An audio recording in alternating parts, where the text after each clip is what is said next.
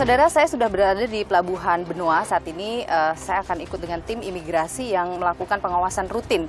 Biasanya dilakukan di semua wilayah ya, baik itu di darat maupun laut, dan kali ini dilakukan di laut. Dan di laut, ya. Di laut ya Pak ya. Saya sudah bersama dengan Pak Teddy. Pak Teddy adalah Kepala Imigrasi Kelas 1 Denpasar. Betul. Denpasar. Kita akan ke laut sekarang Pak Teddy? Ya. Boleh ikut ya? Boleh. Jadi ini adalah rutin ya Pak Teddy dilakukan ya? Apa biasanya targetnya Pak? Jadi di samping kita melaksanakan pengawasan terhadap warga negara asing di darat, kita juga melaksanakan pengawasan terhadap warga negara asing di seputaran perairan, tentunya di wilayah kerja kantor imigrasi Denpasar. Ada agendanya misalnya setiap berapa kali razia di sini atau bagaimana? Iya, memang kalau untuk rutinitas kita pengawasan di laut ini kita laksanakan minimal itu 2 bulan sekali. Ada berapa orang yang biasanya turun Pak Teddy? Ini hari ini kita 15 orang ya? Oke, baik.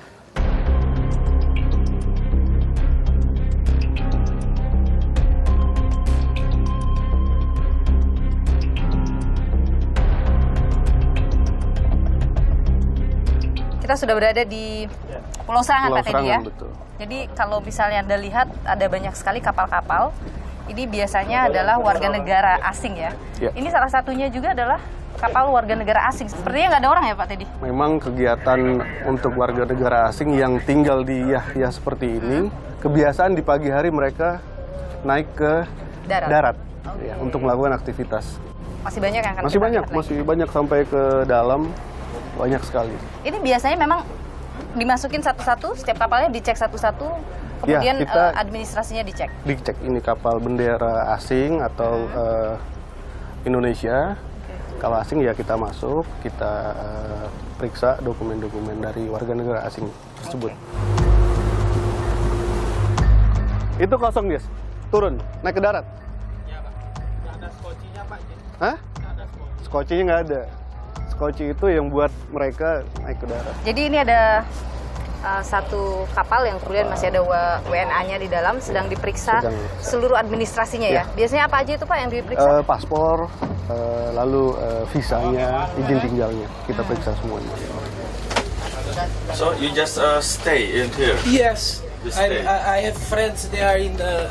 This is my agent's messages. Untuk misalnya yang naik yacht begini, itu izin tinggalnya apakah sama dengan misalnya orang yang berlibur menggunakan lewat udara, itu sama ya Pak?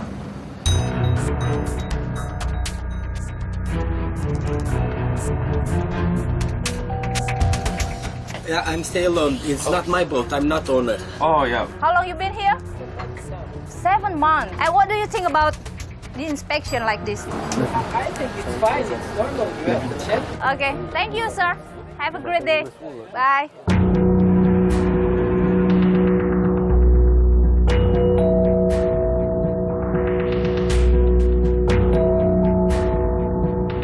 You've been here, sir, in Bali. 7 days. You are with your family. Just my wife. She's just getting changed now. It's just a regular check.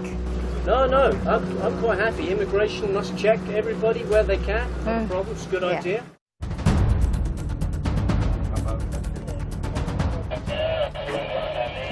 Ada satu. Ini asing juga. What's your name? Rejan Labali, From? Canada.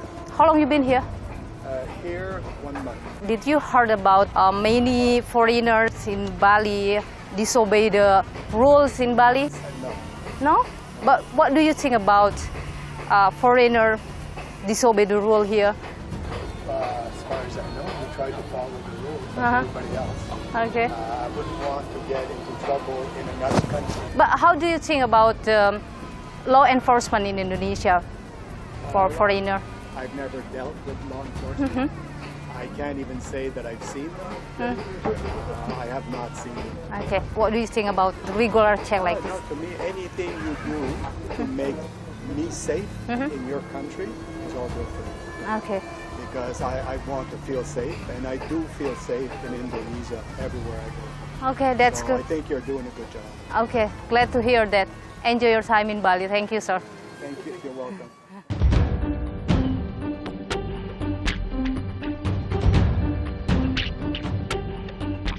Pak Teddy, kalau kita lihat dalam operasi kita kali ini, sepertinya semuanya legal ya? Clear semuanya. Clear semuanya. Artinya kalau di laut memang tidak, biasanya memang tidak ada pelanggaran, tidak banyak pelanggaran, atau seperti apa? Ya memang seperti pengawasan terdahulu ada beberapa kasus kita temui. Artinya pelanggaran-pelanggaran yang terjadi di Bali juga ada yang terjadi di laut begitu ya? Ada. Yang kemudian ada sudah sekali. ditindak? Iya, gitu ya? sudah kita tindak. Oke. Biasanya pelanggaran yang di laut selain dokumen, apa yang terjadi? Sementara masih yang kita temukan tempoh hari adalah overstay. Overstay. Biasanya kalau menemukan ada yang melakukan pelanggaran dokumen, overstay atau apapun itu, tindakan yang diambil langsung di tempat atau seperti apa biasanya? Ya, kita bawa warga negara asing itu di kantor untuk dilakukan pemeriksaan. Artinya tidak ada kalau bicara deal-deal di tempat itu tidak terjadi ya? Tidak ada terjadi. Oke, baik. Jadi kita sudah berkeliling selama kurang lebih hampir 2 jam. Perjalanan kali ini tidak ditemukan ada pelanggaran dilakukan oleh warga negara asing.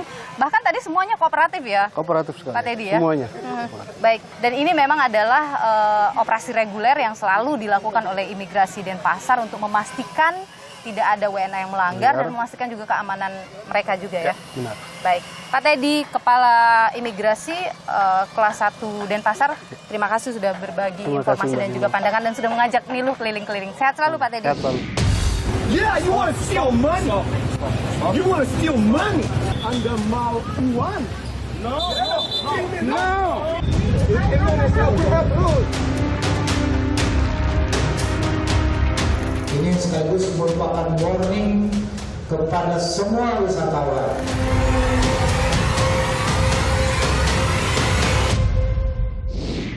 Sorotan terhadap perilaku bermasalah warga negara asing di Bali terus mengemuka. Imbasnya, pemerintah daerah maupun pusat terus keluarkan aturan-aturan.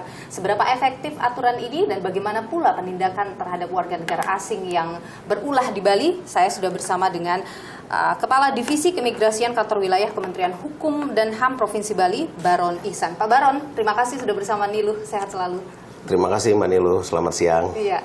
Jadi Pak Baron, saya mau mulai dulu dari data.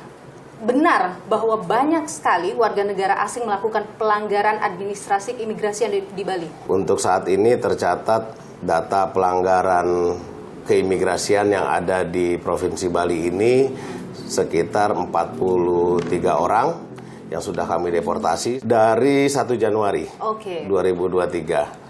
Kemudian mungkin hari ini akan bertambah 2 lagi, jadi total ada 45 orang yang sudah dan akan dideportasi hari ini. Oke, kalau kita bicara dari sisi aturan Pak Baron, sebenarnya untuk seorang warga negara asing sampai harus dideportasi dari Indonesia, itu gimana sih? Yang pertama itu yaitu melakukan pelanggaran hukum yang ada di Indonesia. Kemudian apapun nanti pelanggarannya? Ya. Meskipun misalnya baru pertama kali melakukan pelanggaran, tidak ada ampun? Tidak ada ampun. Jadi apabila dia melakukan tindak pidana, kemudian nanti disidik oleh Polri, keluar dari penjara, dia juga akan kami deportasi.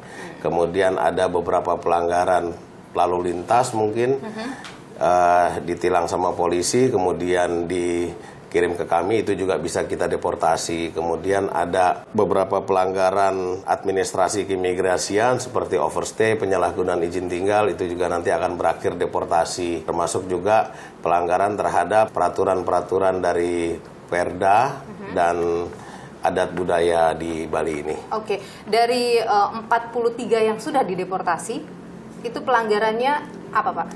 Pelanggarannya beragam, tapi sebagian besar adalah penyalahgunaan izin tinggal dan overstay. Oke, jadi semua WNA ketika dia overstay, mau overstay-nya berapa lama pun, itu akan langsung dideportasi ketika ketahuan?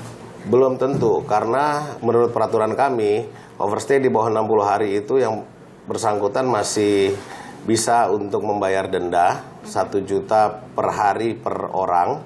Sementara untuk di atas 60 hari ini sudah tidak bisa bayar lagi, tapi harus dideportasi dan dimasukkan dalam daftar penangkalan. Yang dideportasi oleh imigrasi ini rata-rata ini adalah informasi yang memang didapatkan langsung, artinya dalam ditangkap langsung oleh tim imigrasi, ataukah ini laporan dari masyarakat yang masuk? Sumber informasinya itu bisa dari masyarakat, bisa dari anggota tim Pora, dan ada juga yang temuan imigrasi sendiri. Contoh yang KTP kemarin 2 orang itu warga negara Suriah dan Ukraina itu adalah temuan dari Timpora. Sementara untuk beberapa kejadian-kejadian penangkapan lainnya seperti yang pelatih tenis warga negara Rusia itu temuan dari kami sendiri. Terakhir itu guru tari. Guru tari itu aduan dari masyarakat. Dalam catatan Anda, memang ada begitu banyakkah sampai kemudian ini kan ramai sekali diperbincangkan soal WNA bekerja? Kalau dibilang banyak, ya lumayan banyak. Tapi ini sebetulnya tidak seperti yang diviralkan di media. Pak Baron, dalam catatan kami selama tahun 2022, Kanwil Kemenkumham Bali itu tercatat mendeportasi 194 WNA yang melakukan kegiatan tidak sesuai dengan visa mereka. Kebanyakan itu adalah menyalahi izin overstay. Dalam catatan Anda, apakah mereka overstay itu misalnya memanfaatkan itu di Bali untuk kemudian mencari cuan, kerja di Bali? Sebetulnya kalau saya lihat nggak begitu sih Mbak Nilu. Sebagian besar dari mereka memang murni untuk turisme di sini. Tapi kalau yang kemudian viral di media sosial bahwa banyak yang bekerja di Bali, itu benar kan Pak? Iya, itu benar. Ini ramai di media sosial ini karena masyarakat ini lebih memilih untuk memviralkan semua berita di media sosial ketimbang mengadukan peristiwa-peristiwa pelanggaran ini ke laman-laman pengaduannya imigrasi. Seperti misalnya ada yang menyewakan rental motor, orang asing kabarnya, kemudian yang tadi Anda sebutkan juga ada guru, ada yang kemudian berprofesi yang lain. Artinya tidak sebanyak itu ya Pak ya? Oke, terkait rental motor, rental villa dan sebagainya nih Mbak, rental-rental itu. Sebetulnya kan orang asing nggak boleh punya aset di Indonesia. Betul. Jadi aset-aset yang mereka sewakan itu juga punya masyarakat lokal. Itu kerjasama? Itu mereka hanya membantu marketingnya. Dan itu tidak masuk kategori bekerja ketika ia membantu marketingnya misalnya? Kalau dia dapat bayaran dari situ ya, tinggal kita bisa membuktikan dia dapat bayaran atau tidak. Dan sejauh ini bisa dibuktikan? Sudah ada yang kita buktikan menerima bayaran. Karena dia melakukan pelanggaran dideportasi? Iya, sudah kami deportasi. Nah, jadi sebetulnya masyarakat lokal yang minta tolong kepada mereka untuk membantu promosi. Bukan punya mereka? Bukan punya mereka, itu, aset tetap punya WNI. Itu adalah hasil investigasi Anda di imigrasi ya? Ada juga informasi bahwa mereka yang melakukan pelanggaran yang kemudian bisa overstay begitu lama di Bali karena ada backup dari orang-orang imigrasi misalnya. Apakah itu hal yang kemudian jadi perhatian Anda juga? Ya, saya sudah pernah dengar terkait itu, namun sampai sekarang itu hanya kabar burung. Ternyata begitu diminta untuk menunjukkan orangnya, si pelapor ini juga tidak berani menunjukkan dirinya. Apakah imigrasi melakukan investigasi juga misalnya di internal? Iya, sudah kami lakukan. Dan sampai sekarang belum ada temuan oknum imigrasi menjadi backing dalam praktek-praktek yang saat ini viral. Dan kalau itu sampai ada, Anda akan menindak? Akan saya tindak. Sanksi tegas Anda akan berikan? Pak Baron, terakhir, Bali itu kan destinasi wisata utama Indonesia ya. Dia etalasenya Indonesia lah kalau kita sebut.